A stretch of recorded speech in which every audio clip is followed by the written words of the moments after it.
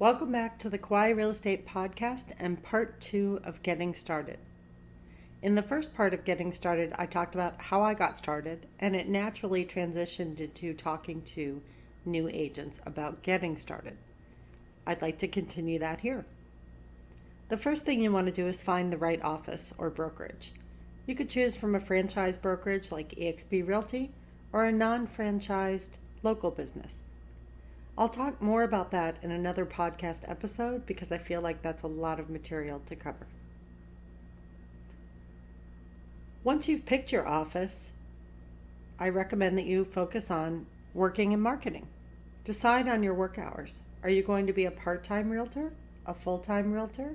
Are you going to work 9 to 5, 9 to 3, Monday through Friday, Tuesday through Saturday?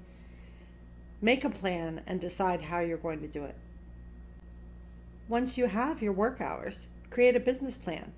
You need to know what expenses you can afford and what income you would like to make. You'll need to purchase signs, business cards. You'll want to think about marketing. Are you going to use social media or are you going to pay for marketing? Knowing what you plan to spend on expenses is super important. You also want to have an idea of what you want your income to be.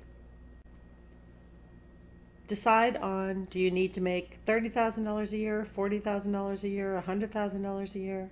How much real estate do you need to sell in order to accomplish that? And how much real estate do you need to sell in order to accomplish that and have money for marketing and advertising? The next thing you want to do is announce that you're a realtor. Use your social media or create new social media. Send out letters or note cards to people you know. Tell your friends and family and acquaintances that you're in real estate. You're so excited to be in real estate.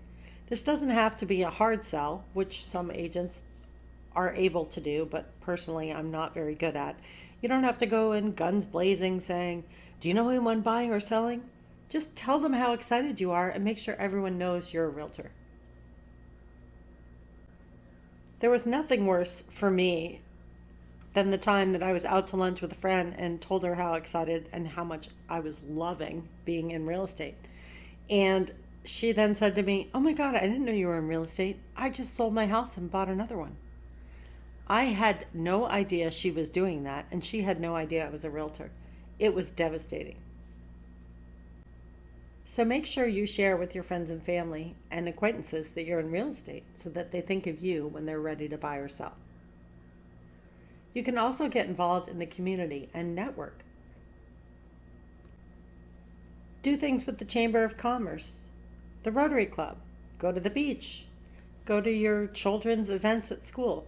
Just get involved and tell everyone how much you love that you're in real estate. Once you start amassing names of people that might be interested in buying or selling or people you want to stay in touch with, you're going to need to create a database and plan on how to manage it. This is probably the most important thing I can tell you.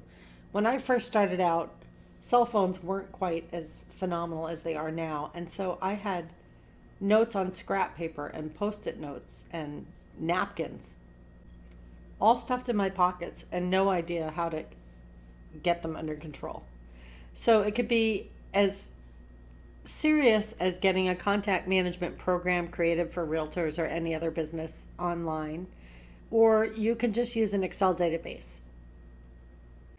But you're going to want to keep track of names, phone numbers, email addresses, whether they're buyers or sellers, where their properties are located or what areas they're interested in, and when to follow up, because following up is the key. Use your social media to share what you know and when you learn.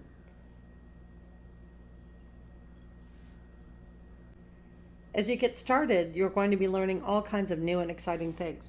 You might as well share them, share your knowledge, and start to look like an expert. Then I would suggest that you focus on education and training. Take advantage of the classes offered by your brokerage, local title companies, and your MLS board. There are classes happening all the time, and the information is fantastic. You also want to get to know all the programs you need to function as a realtor. For Hawaii agents, I recommend MLS training, zip forms training, get to know your brokerage document management program. For eXp Realty, ours is called SkySlope. And if you don't have a brokerage document program, decide where you're going to store your files. Years and years after I sell a house, there's nothing more invaluable than being able to access the documents from when I sold them the home. There's all kinds of information in your transaction files